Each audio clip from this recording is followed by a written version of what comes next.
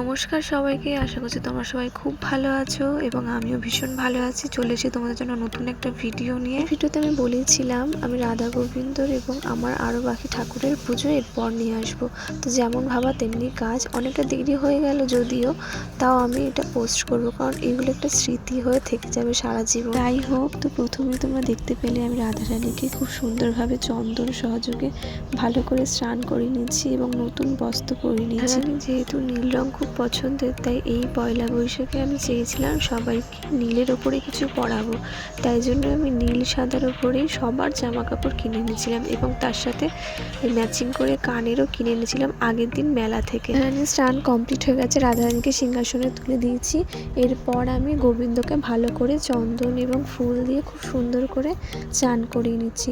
তো তোমাদের চান করতে করতে একটা কথা বলি, রাধা গোবিন্দ জামা কিনেছিলাম আমি হাতিবাগান থেকে, আর যে মুক্তোর হারটা তোমরা দেখতে পাচ্ছ ওটা পুরী থেকে জেঠিমা এনে দিয়েছিল রাধা গোবিন্দ গোপাল তিনজনের জন্য। তো আমি রাধা গোবিন্দকেই পরেছিলাম, গোপালকে আমি পরে একদিন পরাবো, তো তোমাদের সাথে ওটা শেয়ার করবো। গোবিন্দর হাতে যেই মুক্তোর মালাগুলো, এগুলো আমার নিজে হাতে বানানো, ওইগুলো আমি রাধারানীর জন্য বানিয়েছিলাম, গোবিন্দর জন্য এবং গোপালের জন্য। আর এই যে লক্ষ্মী গণেশের গলার মালাও করেছিলাম আমি মুক্তো দিয়ে। তো তোমরা কেমন লাগছে অবশ্যই জানিও। তো সেদিনই যেহেতু পয়লা বৈশাখ ছিল, তো লক্ষ্মী গণেশ এটা নতুন আমাদের বাড়িতে এসেছে। তো তারপর এখানে শিব ঠাকুরেরও পুজো হয়ে গেছে এবং রাধা গোবিন্দর পুজো প্রায় হয়ে এসছে।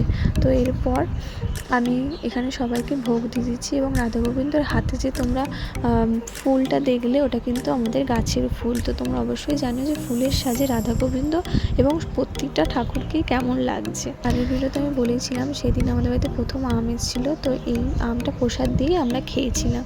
তো সবাইকে এক এক করে দিয়ে দিলাম। রাধা গোবিন্দ এবং গোপালের খাবারে তুলসী পাতা এবং অন্যান্য ঠাকুরদের খাবারে ফুল ছড়িয়ে দিলাম। এবং তোমরা সবাই জানো যে আমি খাবার দেওয়ার আগে সবসময় একটু ফুল ছিটিয়ে নিই, তোমাদের আগের ভিডিওতে আমি দেখিয়েছিলাম।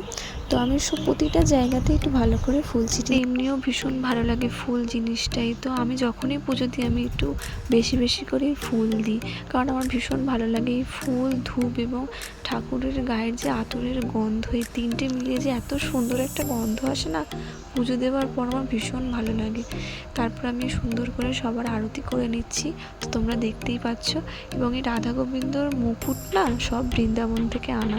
তো তোমরা অবশ্যই জানিয়ে যে আমার রাধা গোবিন্দকে কেমন লাগছে। এবং আজকের ভিডিওটাতে কিন্তু আমি আমার ঠাকুরের জায়গাটা তোমাদেরকে পুরো সম্পূর্ণটা খুব ভালোভাবে শেয়ার করেছি। তো তোমরা অবশ্যই জানিও যে তোমাদের কেমন লাগছে। তোমাদের যদি এরকম ভিডিও আরও ভালো লেগে থাকে তাহলে আমি আরও দেওয়ার চেষ্টা করব।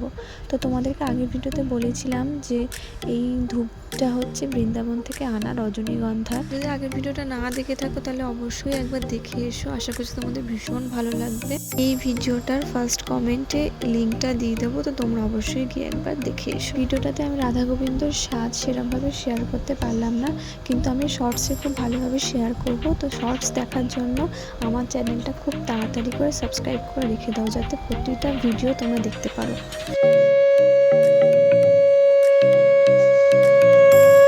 কমেন্ট করে কিন্তু অবশ্যই জানাতেই হবে ভিডিওটা কেমন লাগলো। তো আজকের জন্য টাটা, দেখা হবে অন্য ভিডিওতে। রাধে রাধে।